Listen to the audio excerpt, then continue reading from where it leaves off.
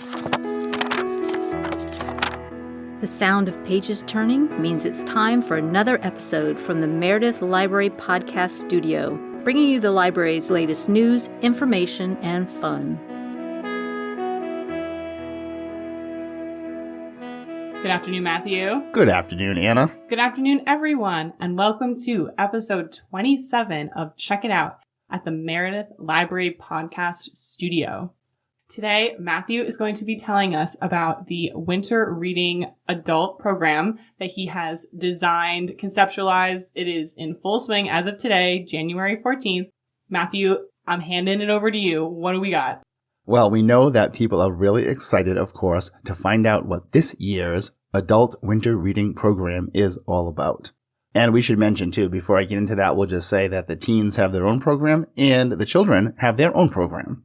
So this one is just for adults, and it's so easy. You go to the circulation desk and get a brochure that is appropriately labeled Adult Winter Reading 2025 on the front of it. And that brochure is actually what you will use for the next 5 weeks as your entry form, the background or the form, the paper that you will be using to collect pieces of a mystery picture. Ooh, okay. So if I'm collecting pieces of a mystery picture, how does that relate to the program?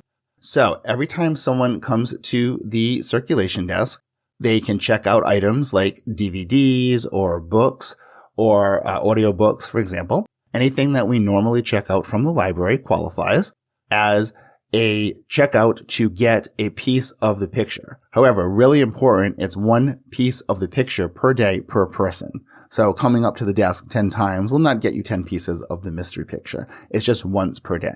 Okay, cool. So I go to the desk. I say, I'm checking out this book. And then the person at the circulation desk will hand me one of 9 images in a mystery picture. Yeah, so we have taken a picture and cut it up into a grid. And 9, as you said, there are 9 pieces of it.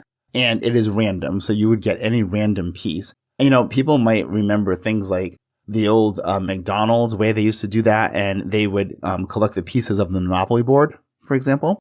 And that might make people realize or kind of picture it in their mind of what we're talking about. So the overall goal, I'm guessing, is for a person to collect all 9 images. Yeah, so if they collect all 9 pieces of the mystery picture, and then, of course, it puts the picture together. So each time they're getting one piece, they can use a glue stick, which will have some right at the desk, or a piece of tape, which we'll have, or they can bring it home and tape it or fix it the way they want. But anyway, so we have the entry form has a grid with the numbers 1 to 9, and the picture pieces have a number on the back of them, 1 to 9. So you know where to put the picture on that grid each time you get it. So kind of the challenge is you're only getting a random piece. It's possible that you could go and 2 days in a row, you could get the number 2. And you obviously only need it once, right? So then we say, you know what? Work with a friend. You could trade off pieces of the picture, rather. Then you might work together and help each other complete the picture sooner. That is exciting, yeah. And so if I pull 3 1s, I can try and coordinate with a friend, but there's no bargaining with the librarian to get a different. Correct. However, so this is going on until February 14th will be the raffle day for the prize, which we'll get to. But February 13th would be the last day that the entries are due. Okay. So 7 p.m. on Thursday, February 13th, as it says on the entry form. The fun part of it for the last week, we're calling it bonus days, which will be only on February 11th, 12th, and 13th. On those 3 days, you can actually request the numbered piece that you need. So that will help people complete the picture at the end. So the difference is if you complete the entire picture, that makes you eligible for the grand prize. If you collect at least one other piece, anywhere between 1 and 8 of them, that will make you eligible to win second or third prize.